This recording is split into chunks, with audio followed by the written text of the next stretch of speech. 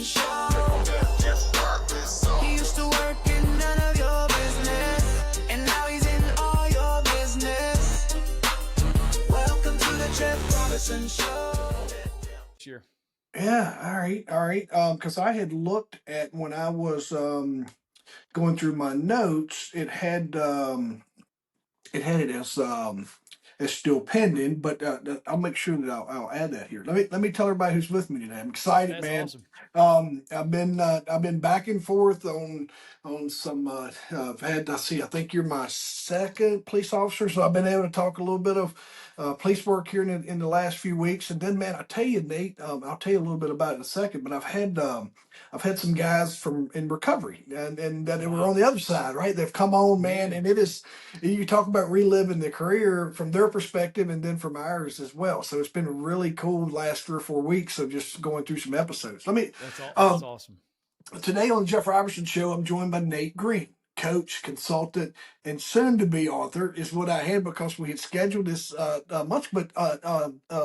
established author with another book coming out soon to correct that. But here's the cool thing, folks, is Nate's career took a dramatic turn at 23 when he faced heart failure and had to leave a career in law enforcement. What could have been an ending became an absolute start of a mission to help others live with purpose, discipline, and impact. Nate is about becoming the greatest version of yourself and influencing others along the way. Man, I am excited to get to know you a little better and just learn more about your journey. I can't thank you enough for giving us a few minutes today. Jeff, man, well, I appreciate it. This is awesome. I'm always loving jamming with some old 5-0, baby. Let's go. Yeah, that's right. Yeah. I think that's what's so cool too, because you were 23 in law enforcement. I went into public safety at 15. I was in a 911 center when I was around 23. So just young influence, like it's where I spent a lot of my time. And then, here we are now too. But tell me, what's a day in your life look like these days? Man, the day in my life now is a complete different world, man. Like especially going from law enforcement to entrepreneur to business exit to now, man, what like today's been I've had 4 consulting clients. I had a great call with my dad at lunchtime, just chilling with him, talking with him a little bit. I've got my dirt bike loaded up right outside, and when I'm done with this, I'm gonna grab my son from school. We're gonna run and go jump at the dirt bike track. We're just gonna go have fun. So like every day is a little bit different, man. It's always about interlacing impact, enjoying the days, focusing on like family and relationships, and every day is a little bit different. But what I love is when you have impact at the center point of everything you do, there's so much better fulfillment on the backside. Yeah. And it creates a lifestyle. You get to spend that extra time with your kid, grabbing your son, right? Otherwise you'd be, you'd be working a shift, or if you're still in law enforcement or something along those lines, man. So you just how things align to put you in the role you're in now. How old's your son? He's 14. Right there with you, man. I'm my son's 15, daughter's 13, so we're awesome. we're right in there together. Incredible, man. That's a blast. It's a great stage, a tough stage at times, but like when you pour into them, man, it can be an incredible stage. I always, and you'll hear me say this a lot, and folks, you'll hear me repeat this, is I think they're raising me. I was, the things that they're able to do and having kids when I was a little older and being more self-aware and I had really wrapped my arms around my son. Absolutely, when he came along, was pivotal for me and just gave me purpose of not. It got me out of a lot of chaos. I was probably letting allow fester and live in that I just didn't know how to put to bed. And man, he helped me turn some corners with that as well. So I think I tell him all the time, I'm like, I'm just here to drive you wherever you need to get and help you reach this, because he's smart, and his sister's the same way. Like it's crazy of just how smart they are, and they have how unique individuals they are. Right? I influence them. They see things I do and not do or what have you. And we have some non-negotiables in our house. And some of those is like of leaving, we leave things better and we found it. Like when we go to athletic fields and stuff, like, hey, we're leaving it better and we found it. Those kind of mentalities. But man, huge. That's really cool. Yeah, man, it is awesome. And, like, I think the biggest thing as a dad, especially law enforcement guys like us, like we're a regiment, we're structured. And I think the hard part is that rigidity can really lead to what appears to be pride. Yeah. And I think the biggest thing that my free advice for everybody, I'm not the perfect dad. I'm just a guy trying to figure it out and struggle along the way. But it's humility, man. Like I've gone to my son so many times being like, dude, listen, like I am just navigating waters as I come across them and just trying to do my best given my background, my experiences. I know I'm not perfect, man. So as much as I love you and I'm doing my best, you got to have grace and mercy for me because, man, like I'm just a dude trying to figure this out and trying to be the best dad I can along the journey. And when you go at parenting from that perspective, it's, man, like, yeah, you're going to fall. We all will. Parents suck. And in the process, we can just go at it from a standpoint of like, yeah, that was a little stupid. I shouldn't have picked that battle. I shouldn't have been that firm about it. There's so many times that my son will be like, hey, dad, can I go do it? And I'm like, no. And then I'm like, dude, I don't even know why I just said no. So look, just give me a few minutes. Let me process and then I'll get back to you. Like, this is like, why did I even say no in the first place? It's like reactions. And it's just like, man, like take a step back, show humility. Obviously, if they're nagging the crap out of you after you say no, then no, like no will stand. But just give me a few minutes. Let me breathe. Let me think about this, and then I can come back to you.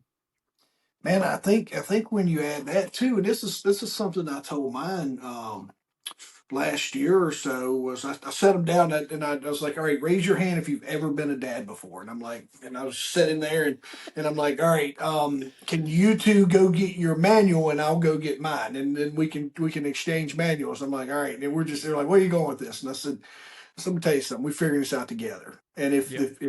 if the four of us, you two and me and your mom, can't sit down and have conversations, have some really good communication, and where it took me, where I was taking them on the coaching side, was I said, you all deal with something that me and your mom didn't have to deal with until we were adults, and that's cell phones.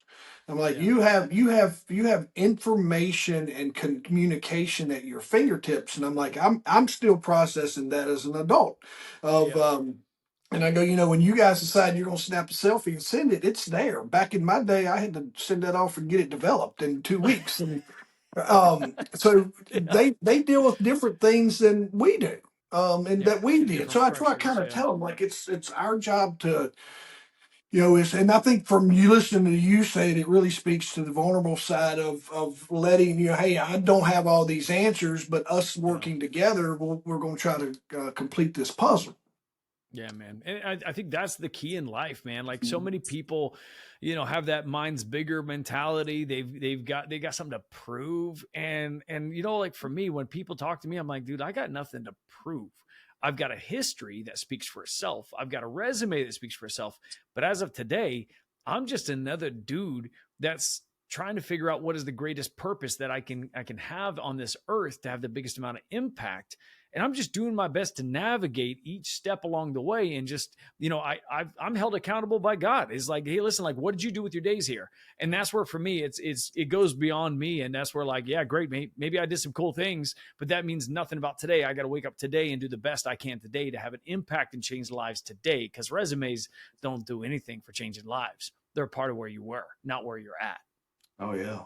Ed Milet said it one time, and he said, I'm afraid." He goes, "You always shoot a story when you get to the gate, and they're with Peter. He's sitting there, and he's like, hang on here, Ed Milet, Ed Milet, I have here," and he read off this resume of things that he was supposed to accomplish, and he did this. He helped 10,000. How many did you help, Ed? Only, wait a minute. Maybe I got the wrong Ed Milet. And he goes through and he goes, I'm just afraid that when I get there, I haven't met the expectations that was set forth to me. Yeah. And you know what? It's a tough balance, and not to get into hyper religion, but for Yeah. me, I know one struggle in my own life has been the good enough mentality. And I know Mm. that entrepreneurs struggle with that. I know that individuals struggle with that. And a lot of times we struggle with that in like worldly relationships, such as just people and friends. Like, are we good enough for this spouse? Are we good enough for this girl, for this guy? Are we good enough for this group?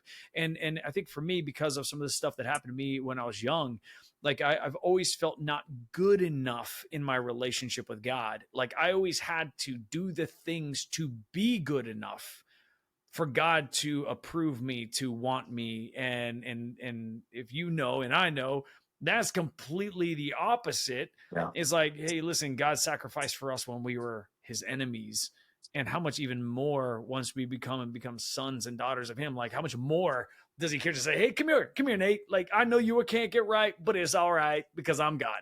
And like that's the coolest part about it. And that's where, like, when you look at it from that standpoint, you can then even further have an impact, because it's like, all right, God, listen, like, you gave me opportunity. You gave me, in my case, financial freedom. You've given me these things. Now, wait a second.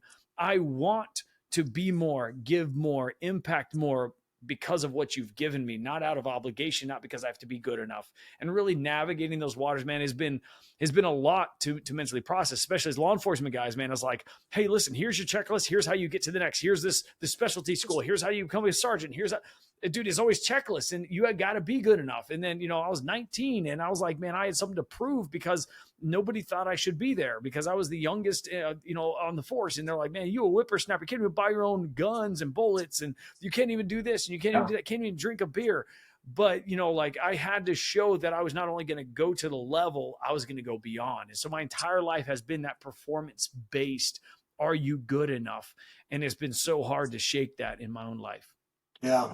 No, I get that. And when you get just in spirituality, even the non-believers, I tell them, hey, just non-believe for a few minutes out of your day, because it allows you to focus on what faith you believe in. But I tell, one of the simplest things to teach when I'm teaching new coaches how to just, if they want to coach, right? Somebody who's like, Jeff, I want to coach my own men's group or whatever. And I'm like, faith, family, finance, and fitness. It's just easy to cover the 4 F's, and that's a great way. I've heard a lot of speakers that use that before. And like when you touch on the faith, law enforcement is one of the hardest, and sometimes they're so bought in. But even like myself in my own journey was hard. You deal with the bad, and you're like, man, and then as you get older and you process things differently, you kind of see that's all part of plans and processes, and just things that we evolve in as people. And there's a little bit of free will that's tied into all that as well. But I think those are always healthy conversations, just to help bring that, no matter who you're talking to, just a little bit of nudge that pique somebody's curiosity. So I'm glad you brought that up like that, man. And like you said, this ain't, we ain't gotta go to church. We ain't gotta go to church, but during our session here. But I think it leads into what I always tell folks is law enforcement and being in public safety was, some of those were the hardest. And I speak for myself as those the hardest steps. Two of my closest friends recently was that we never talked about spirituality or anything back on the job, and they both said the other day when we were getting ready to hang up, and I've talked to both of them recently, and they were like, "Hey, Jeff, I just wanted you to know something." I'm like, "What's that?" It's like, "Hey, I got a little closer in spirituality. I've been working on that a little bit more, and I hope you are too." And I'm like, "Hey, man, it's good to hear." So I think we all turn corners with that, and these are guys that I never like. There, one guy he was like, "You die." He goes, "You live and you die." And then me and him was talking one day, and he was like, there's something out there, buddy. He says it's got to be, and he changed his perspective. My point to tell you all this, Nate, for the folks that are listening to this a little bit here, is it's all right to change. You got to be the same. Yeah, that's it. And like Matt Chandler, a pastor from Texas, says something about like atheist. He's like, man, like if you're an atheist, you got better faith than I do, because it takes more faith to believe that there's not a God than the faith that there's a God that loves me and sacrificed for me. And he's like, man, you're more faith. You got more faith than me, because like I can't believe that. I have to have something to believe in, and this is at least something I can have faith in that is tangible. And that's there's always different. We're on this journey, and going back to law enforcement, dude, like. You're not allowed to have feelings. You see a guy with a head blown off, and you're like, oh, he's got a splitting headache, and it's sarcasm, and you bury it, and you're taught not to feel. And I remember I was 19 and I was hearing all these jokes, and I was like, oh man, this is weird. And then you're like, wow, like then you start, just it's coping, and then you walk through it, and you're not allowed to really feel. And I think that gets worse, Nate. I think it's gotten worse too, because we didn't have body cams, so you can make those funny comments or whatever. Now all that stuff's recorded, so you don't get to add a little humor to the misery that you're in at the moment. Now it's all being recorded. Yeah, now you got to tiptoe, man. You could never pay me to go back, man. That's a whole different world. That's not my jam. And you know what? I tell you what, I talk to a lot of people that are going into law enforcement. And I'm like, is there anything else that you could do and Yeah. be really good at and find purpose in? And they're like, oh yeah. I'm like, okay, then don't go into law enforcement. Like, I if think there's anything else that you're like there could be, then don't go. I tell people go but don't try to make a life out of it. I'm like, Yeah, I think our own all curiosity, and I think there's something to be said for some kind of public service. Whether yeah, you go in the military, whether you go in and support your local community, I think just understanding what goes on inside those worlds and how they all meet, just a little bit of giving back to your community. And when you get into law enforcement, especially in your own areas, you see what actually goes on inside of shifts your your perspective. communities. Yeah, Yeah, it'll change yeah, yeah. politics. Yeah, it'll change a lot, man. It will Yeah, like, there's a lot of things that it doesn't matter how far you're removed from that. There's certain things that stick, and you know what? Yeah, there's, I tell you what, just privately or personally. I mean, I guess not private because everybody's hearing it, but with me, because so many tone out calls, emergency calls happen between 2:30 and 3 in the morning. Even to this day, man, I wake up all the time between 2:30 and 3 in a cold sweat. And yeah, it's just like, so many traumatic situations happen between that time block. So now my body is more sensitive to that time block, and things just, it wakes me up over and over again. And, just the way it is. And you just get used to it and you just live with it. Doesn't matter how far you remove your body. It's like your body yeah. holds the record of it. And it's a little bit crazy. No, I think yeah, I'll have some moments. That mine is further removed. I never. That's what I was going to walk us into is when you get into spirituality, you've had a brush that's closer than many.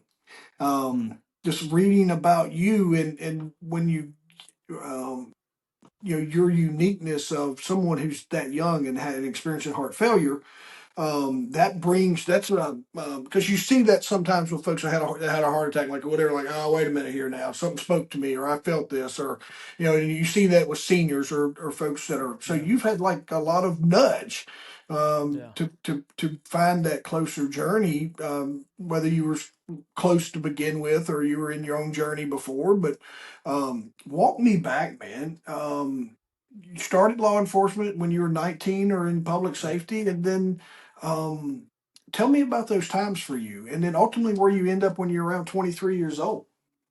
Yeah, I mean, law enforcement in the academy at 18, I had something to prove. I was the youngest they had ever let into that academy, and so How I did was you make that fearful. happen, Nate? How did all right, tell me for time's sake, because you were way younger than me. But Yeah. what years are we talking about here, just so people can kind Oh of capture the man. timeline? So I graduated 2002, so it must have been 2003 when I was in the Yeah. academy. Yep. So we're And post so 9/11.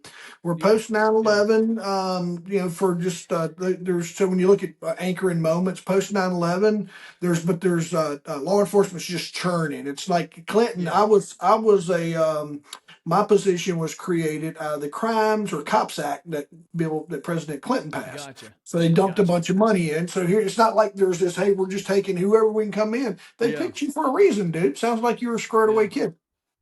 Well, it was more my ability to communicate. And I think Ah, that was what landed me in the academy. That's actually what got me my job as a cop. Is especially during the movement, and you're aware of it, but some of the listeners might not be aware of it. The white males get picked last yeah. and in Right. law enforcement. And that was, I sat there in the academy, and even though I was overproducing and everything else, like I saw every Hispanic and black male get picked up. And even if I was overproducing because of the demand at the time for all these different cultures and everything to be in there inside the blue. And so that's fine. But I had to work even the more, especially when it came down to getting a job and really, sit through different stuff. I was setting records at departments by their physical agilities test. I was outperforming, but what I had to do is I had to out communicate, and I had to learn how to be the best communicator. And that was what ended up getting me the job when I could have very easily got bypassed multiple times. And so, with that, it was incredible, and really getting into law enforcement. Quite a bit of hazing because of my age, quite a bit of jokes, but you know what, I can take it. And so, I enjoyed the season. I enjoyed the season being on the streets. At first, my first nickname was Dr. Death because it seemed to be I found dead bodies everywhere. But then I got the nickname Rook Nasty after some gnarly fights. And this big guy, his name was Rich Roman, still remember it to this day. He was a bodybuilder, Puerto Rican guy. I had this big old fight and ended up this construction worker destroyed my training officer, our backup, and I was the last one, and I was the smallest out of the three. And I annihilated this guy. I mean, like, he was messed up. I was messed up. And Rich Roman came in here, burly guy, and he looks at me and he's like, Rook, you nasty. You Rook Nasty. And so my new nickname became Rook Nasty after that date. And so that's the nickname that held the rest of the time. I got rid of Dr. Death. So it was much better. Yeah, no, man, that's urban. See, your city department or rural, or Yep. where was you at? Yeah. City and then some special ops. Yeah, cool, man. Yeah. So Yeah. fast tracking on your career from 18, like I said, for perspective folks, like Nate can't buy beer. Nate can't technically buy a pistol. It has to be issued to him. He can't. Buy. He got to be. My bullets. Yeah, got to be 21 to buy stuff. Same for me when I was doing EMS. At 18, I went to work in the in our local emergency room. I was pushing drugs for docs and giving morphine, all sorts of stuff. I couldn't buy beer. Yeah, that was always Yeah. I Dude, didn't. it was the funniest thing. Yeah, no, I agree with you. How, and as you're in your career, how did your heart condition come about? So I actually had a car accident when I was 22, and it basically left me paralyzed for a season. And I had paralyzed in both legs, and then it feeling came back in one, but then left in the other for about 3 months. And it was a really tough season, kind of like a mind screw. Hey, am I ever going to go back? Am I ever going to be able to walk again? Lots of damage in my spine. And then finally everything came back and I was able to go back on the street, but then I had to go through the physical agilities test again. And what I didn't know is I was part bunny rabbit, because as I was running the physical agilities test, I didn't know I was passing out and blacking out and then jumping right back up and running again over and over again until they stopped me. Turns out my heart was stopping. And so after that, my heart rate hit 200, I think it was 203, 204 for about 6 hours. And they couldn't do anything to bring my heart rate down. And it was a crazy season. I felt like I was running a marathon, just laying in a hospital room. And then through that, it just turned out to be a massive disaster of, went from being able to run 20 miles to not even be able to walk 20 blocks without blacking out. And it was a crazy season. And through that, man, there was a lot of darkness that came, a lot of fear, a lot of unknowns. The doctors, they really didn't understand why it was all happening. It was kind of this really weird, like I was a guinea pig. And man, dark days, the day I was let go because they found out it didn't meet the requirements for the Florida Heart and Lung Act. And so they're like, hey, Nate, like, listen, like, Green, you're gone. Like, you're Dunskies. And I'm like, okay, what does that mean? Like, yeah, like we need your stuff back and you're gone. And I'm like, okay, is there any like financial assistance? Nope, you are just gone. Yeah. And so it was a tough season of darkness and trying to figure out like what my life could and should look like on the other side. And luckily my dad is such a wise dude. And he'd always told me, don't put all your eggs in one basket. So I'd been going to school for business because at some point I knew I was going to want to launch businesses. And so then kind of fast tracked during that transition. But, when you're sitting in that darkness, there has to be hope. And for me, there wasn't a lot of hope in those days.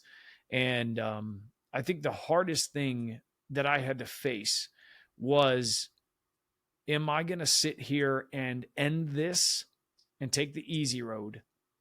Or am I going to go and prove that you can overcome this and be a light?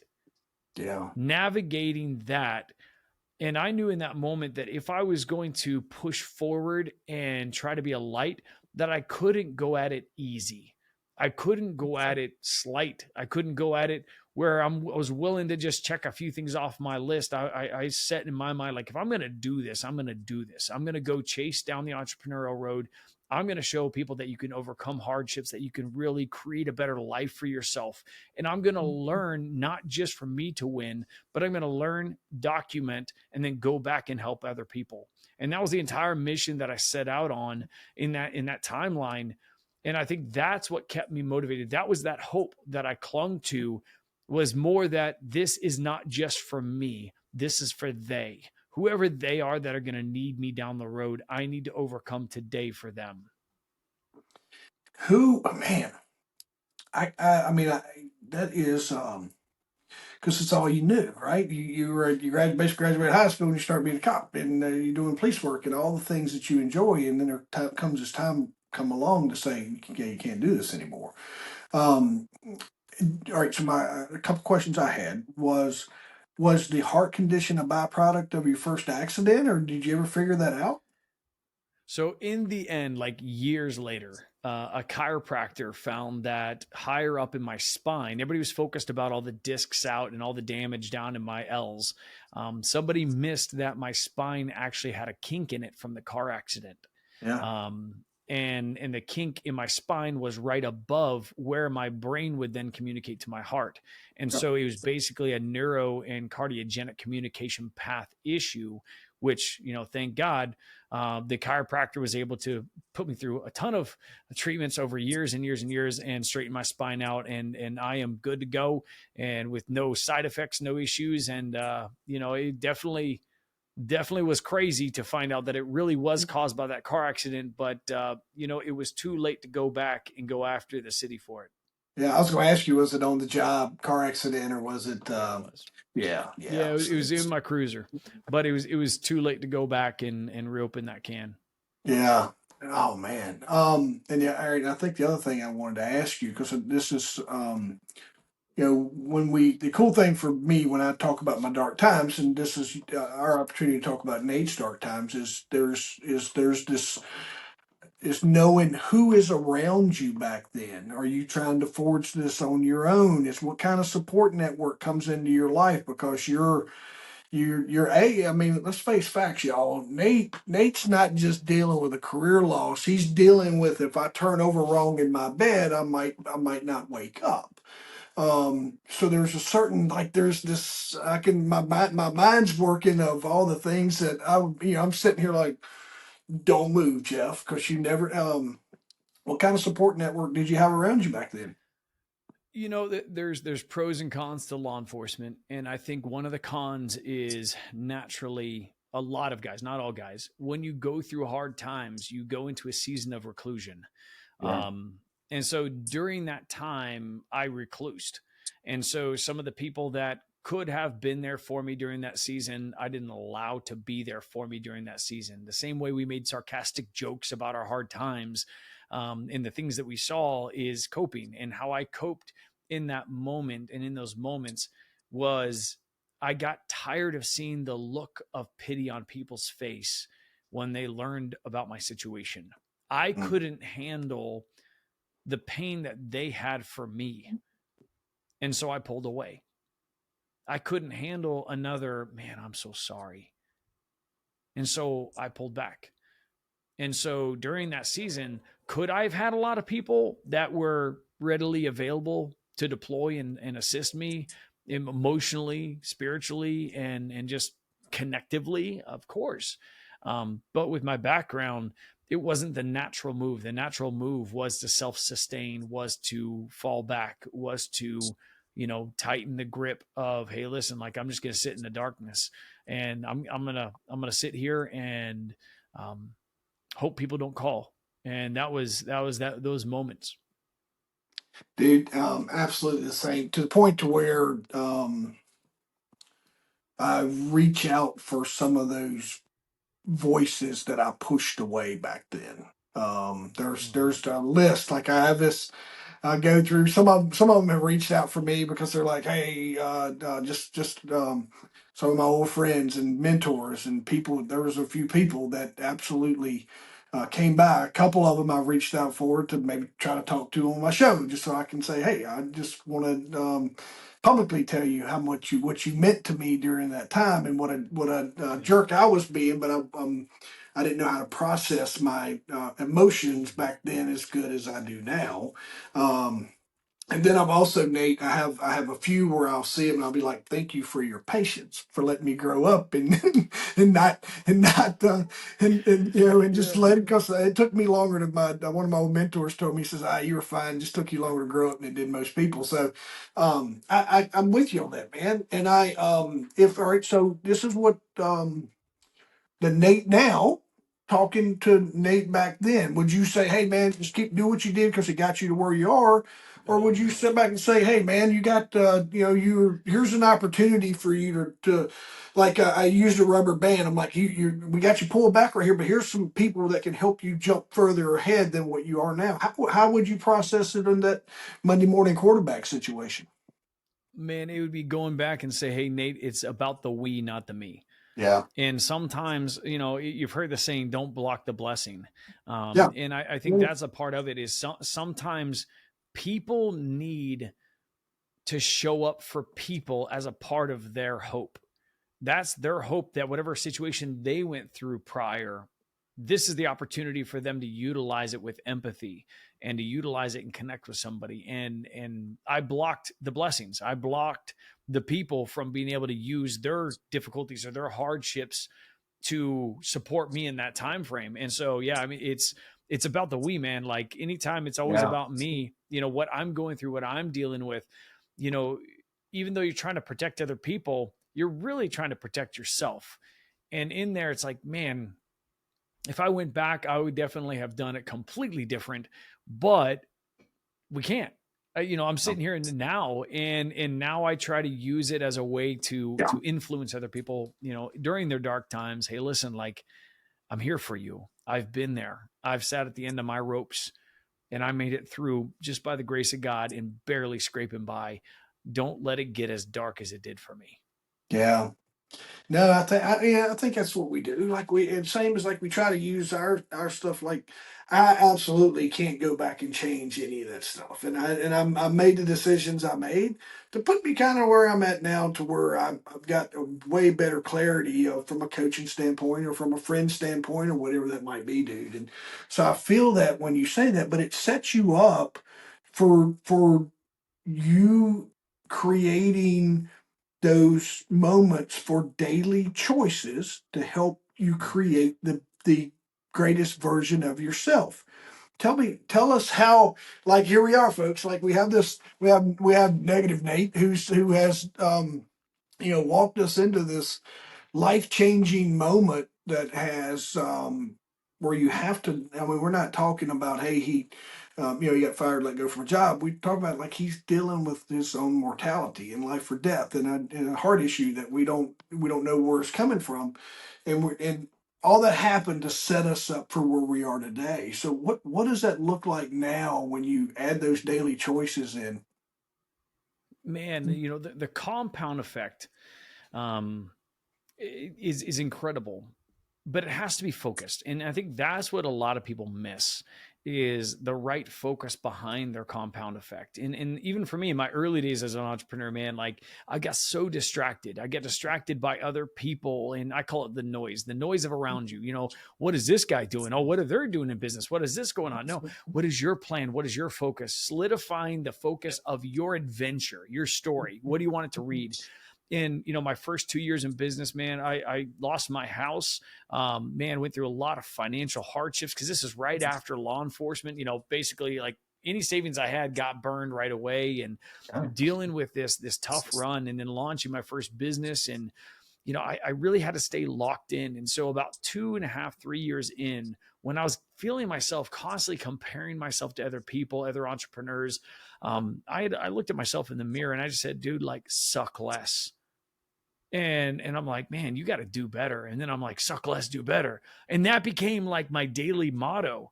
And the heart behind it was forget about what's going on with everybody else.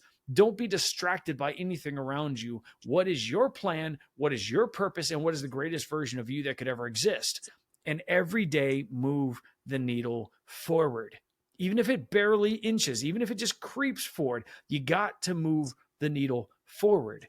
And so that became my saying, to keep myself focused, to keep myself dedicated all the way through, taking a business from scratch in 2008 all the way to an exit last year for an 8-figure exit. And in the middle of that, the Inc. 5000 was the last 4 years of my ownership. We hit Inc. 5000 4 years in a row, and then I exited.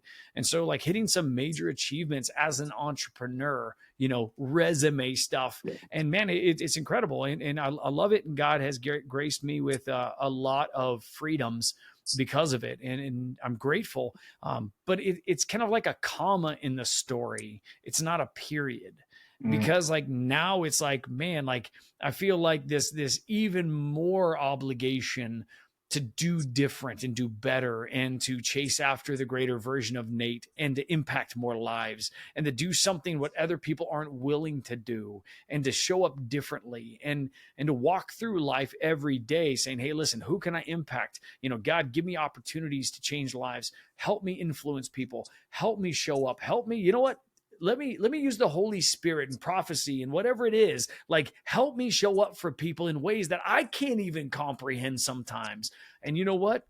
It's incredible. And that's where God has these opportunities for us.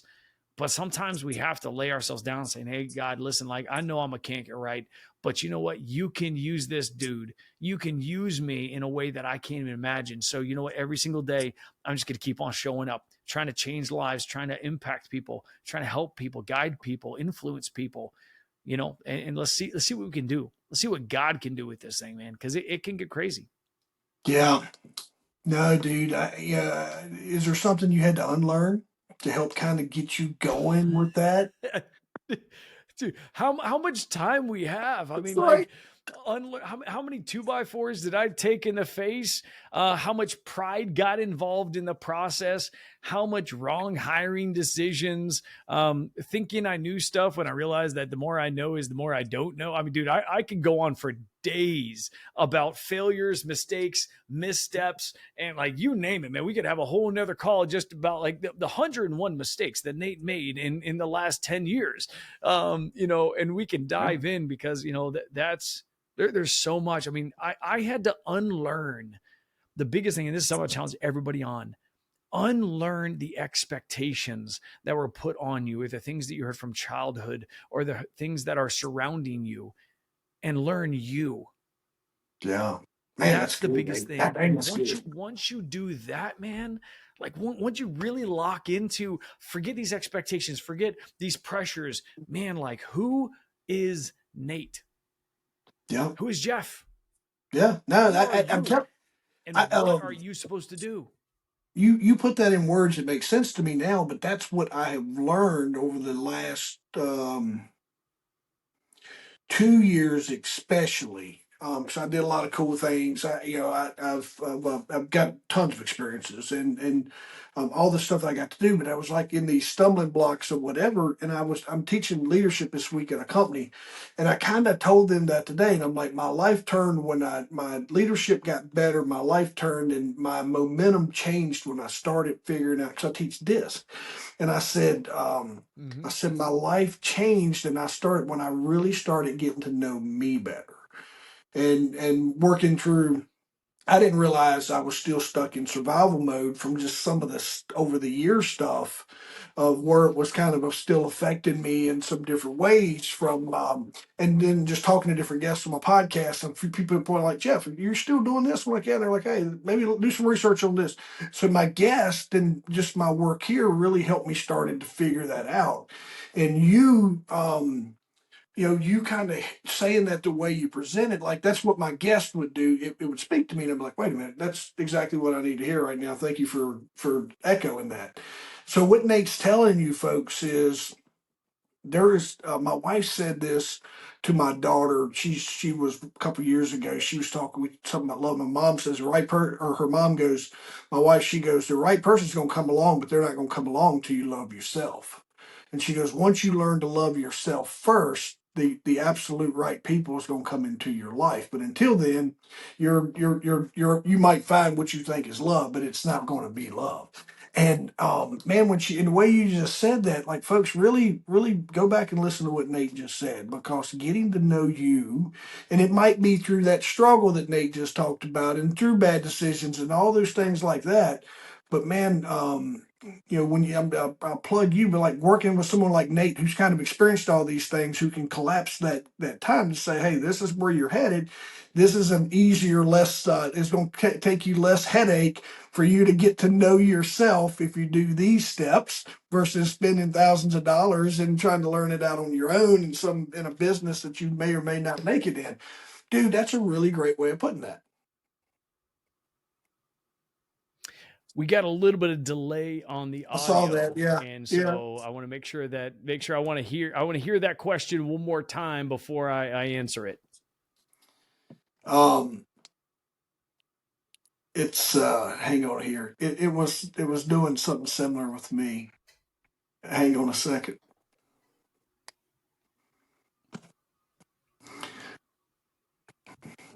All right, now we should be good. You good?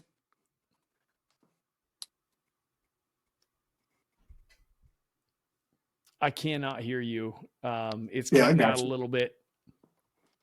We should get some sign language going on. Give me some 10 codes and some signals. That way, but like this is life, man. This is the best part about it.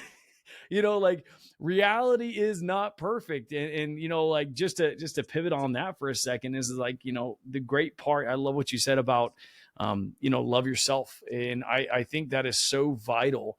And you know what, like people say, Nate, like you have such confidence. And I said, well, what do I have confidence in? I have confidence in who I am. I have confidence in my goals and my mission and my purpose. And I have confidence in how I show up. Why wouldn't I be confident? And yeah, I'm confident in what I know too, but I'm very confident in what I don't know. And I'm not going to stand here and tell you and try to preach to people about what I don't know. But what I do know is I do love who I am, and all the janky stuff, all the bad stuff, all the good stuff. I know that where I'm at today and who I've become in it is an incredible thing. And it is good and okay to love yourself. I acknowledge my weaknesses. I am rough around the edges. I'm a tough dude. But you know what? It can be incredible in motion. And that's something, doesn't matter where you're at. I want to make sure everybody knows, like, you can love yourself and understand that the love you have for yourself is the fact that you're still in progress. And you might be janky. You might be messed up. You might be limping a little bit emotionally at times, but you know what? You can really leverage it to do something incredible. Yeah. You got me back yet? Yeah, I got you full, loud and clear now. Yeah, I know that thing will do that. Man, you nailed it. That's kind of what I was just saying, was like, it was the way you phrased what you said there, about just getting to know yourself. And I'm challenging the folks out there that are listening to us who may or not be struggling. You might think you got it all together, but you may not know yourself. Take some time and work through of really getting in your. It was a life changer for me. Getting to know me, Yeah. absolutely a game changer. Tell me, about your book that you have out now, and then walk us into your next one that you got coming out. Ooh, man. Yeah. So the book I have right now, it fits my snarky personality and my slogan, suck less, do better. And so the book, it's not like you suck, you should do better. It's more a matter of really a roadmap to help people really understand kind of the core fundamental elements of what it takes to chase after a greater future, a greater success. Whether you're an entrepreneur, driven, motivated individual, executive, it doesn't matter. Whether you're just a dude that's like, man, I don't even know what I'm doing in life. It don't matter. You don't even have to be somewhere in progress. It's really to help people understand, like, navigating the holdbacks, the hiccups, that, 101 things that Nate did wrong. this is like the correction of a lot of those things, trying to give people guidance in some core fundamental areas that I slipped and fell in along the journey. And so that's this book. It's been out since last year. My next one is called Cracked Lenses Breed Broken Dreams. And it's all about our childhood, our past, our experiences, and everything that we've gone through in life can make it where we don't even see ourselves for who we really are. Our lenses are cracked when we reflect and see our potentials, our future, who we can become, what we can achieve. And so really making sure that we keep those things in check, seal up the cracks, and really be able to go after the best future that we are built to go after.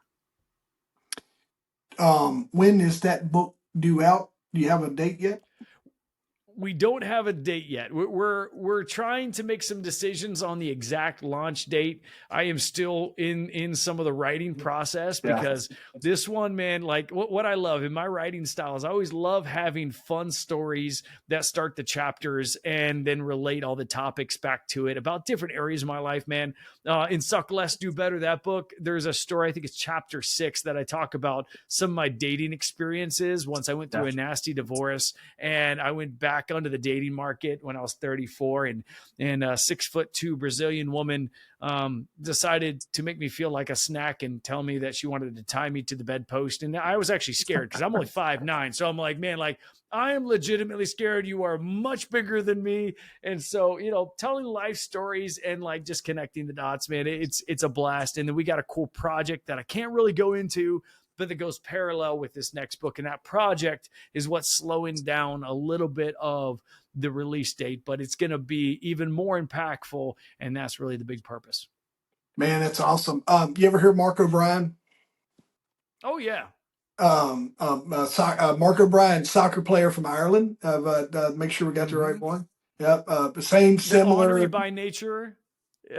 He is, and he had he ends up having a heart condition, ends his soccer career, and your story and you both share the same passion for spreading that story of your resilience and of how you approach life today and the impact that you're trying to make, man. And we're cut from a lot of the same cloth and sewn together with some of the similar needles. I feel that in the passions that we share of how we try to use our life to help others. And yours definitely spoke to me when I was just researching and looking, man. And I'm going to pick up that book. And I hope the other folks that are out there do as well. And how you run your coaching business and you have your coaching clients. Yep. As we wrap up here, tell everybody kind of your ideal client and how they can get in touch with you as well. Yeah, I mean, for me, what I love is I do a little bit of I do coaching and consulting, and sometimes we do hybrids, meaning like a lot of the clients that I work with are needing tactical and practical steps inside their business, inside of their career. And what we find is like a lot of that we can do some great tactical work, but we also have a lot of mindset and core fundamental issues that we work through on more of that coaching space. And as you know, Jeff, like it is great to be a coach, but it's more important to be a tactician in guiding people, not just through mindset, but through process and progress. Because, you know, it's one thing if somebody is hungry or thirsty and you say, hey, I will pray for you. Well, why don't you just go get them a bottle of water? And that's the same thing in coaching and consulting. There's a lot of coaches that make you feel good about yourself, but who's going to guide you tactically and practically to progress and to a better outcome? And that's the core fundamental thing. And whether it's, you know, our masterminds or whether it is, you know, one-on-ones or our group programs, man, it's all about tactical, practical movements and having an impact in your journey that will last for the rest of your life. Man, I appreciate it. I put Nate's website in the chat there, folks. You'll see that down in the comments. If you're listening to this after the fact, it'll be in the notes, in the show notes. So make sure you connect with him. And man, I appreciate it. I'm sure at some point in time we're going to jump back on here and we can go over the next book or whatever that might be. Or if you got a cool event that's happening, just let me know, man. I'd love to help you promote it. And hopefully at some point in time we'll cross paths on a stage together or in a mastermind together, or we're delivering the same fire. So absolutely, I can't thank you enough for coming and sharing your story and your journey and all the passions that you have about helping folks out there navigate their lives. And I appreciate it, Nate. Thanks for being with me today. Man, Jeff, I appreciate it. This is a blast, man. We got to do this again and jams into some deeper, more serious topics, right? Yeah, yeah. This is our get to know each other, and you're right, man. Next time we'll I do that with a couple. My buddy from Franklin, me and him do an episode every couple weeks where we'll just go through some leadership lessons and maybe some current events that are going on in the public safety world that we'll just kind of debrief, give our 2 cents on or whatever. And so I'm sure there's a hot button issue that'll pop up. You just shoot me a message and be like, "Hey, this is a good one for us to talk about." We'll Yeah. jump on and we'll make it happen. That'd Love be it, awesome. man. Yeah, I love it. Yeah, and also like if you guys got any needs here, and if you get some feedback from your audience saying, "Hey, listen, like, can you guys go deeper into this?" Man, like I'm all about talking about Yeah. pain and trauma. So if you guys want more, we'll give you more. Yeah, that's exactly it. Yeah. Man, I'm going to wrap. And folks, thanks for tuning in. If you're watching this after the fact, make sure you check the show notes and get in touch with Nate. And I appreciate everybody tuning in to Jeff Robertson Show today. Thank you, Nate.